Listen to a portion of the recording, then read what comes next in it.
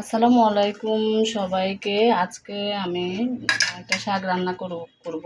সেই শাকটার নতুন করে কোনো কিছু বলতে নাই। শাকটার নাম হচ্ছে মারিশ। আমরা অনেকেই জানি না এর নাম হচ্ছে মারিশ, মায়রা প্লাস ডাঁটা শাক। আজকে আমি ডাঁটা শাকটাই রান্না করব। এখানে কিছু ডাঁটা শাক সিদ্ধ করে নিলাম। তারপরে এদিকে পেঁয়াজ কুচি, লাল লঙ্কা, মরিচ প্লাস রসুন কুচি। এখানে আমি রসুন কুচি দিয়ে দিলাম, সাথে একটু পেঁয়াজ দিলাম, লাল মরিচগুলি দিলাম, দেখতে কালারফুল লাগবে, আপনাদেরও ভালো লাগবে। মায়রা শাকের কথা নতুন করে কিছুই বলতে নাই। মায়রা শাকটা এত বেশি আমাদের শরীরের জন্য উপকারী। এতে রয়েছে প্রচুর পরিমাণে ভিটামিন সি এবং এ, এবং আরও আছে ফলিক অ্যাসিড, যা আমাদের কোষ্ঠকাঠিন্য দূর করে এবং আমাদের শরীরের ত্বকের জন্য খুবই উপকারী। এবং আরও এই ডাঁটা আমাদের শরীরের অপ্রয়োজনীয় যে বর্জ্যগুলি আছে যা শরীর থেকে বের করতে সহযোগিতা করে।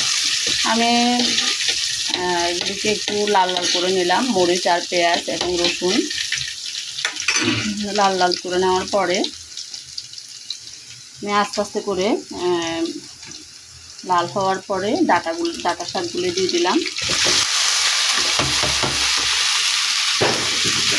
আপনারা হয়তো ভাববেন যে এটা তো সচরাচর হচ্ছে, শাক যে আমাদের শরীরের জন্য প্রচুর ভিটামিন দেয় সেটা আমরা অনেকেই জানি না। আমরা শুধু এখন আজকাল শিশুদেরকে পিৎজা, বার্গার, স্যান্ডউইচ এগুলি খাওয়াতে অভ্যস্ত, চিপস, বাইরের খাবার টোটালি। আমরা বাচ্চাদেরকে বাইরের খাবার না দিয়ে শাকসবজি খাওয়ানোর চেষ্টা করি, যাতে প্রচুর পরিমাণ ফলিক অ্যাসিড আমাদের শিশুদের শরীরের জন্য খুবই উপকারী। এবং এগুলি এত বেশি উপকারী যে যা আমাদের ত্বকের জন্য, বিশেষ করে ত্বক এবং আমাদের যাদের কোষ্ঠকাঠিন্য আছে তাদের জন্য এই ডাঁটা শাক, মারিচ বা মায়রা শাক খুবই উপকারী। দেখেন আমি লাল লাল হয়ে যাওয়ার পরে লাল মরিচগুলি, দেখেন লঙ্কাগুলি অনেক ভালো লাগছে, দেখতে অনেক সুন্দর লাগছে।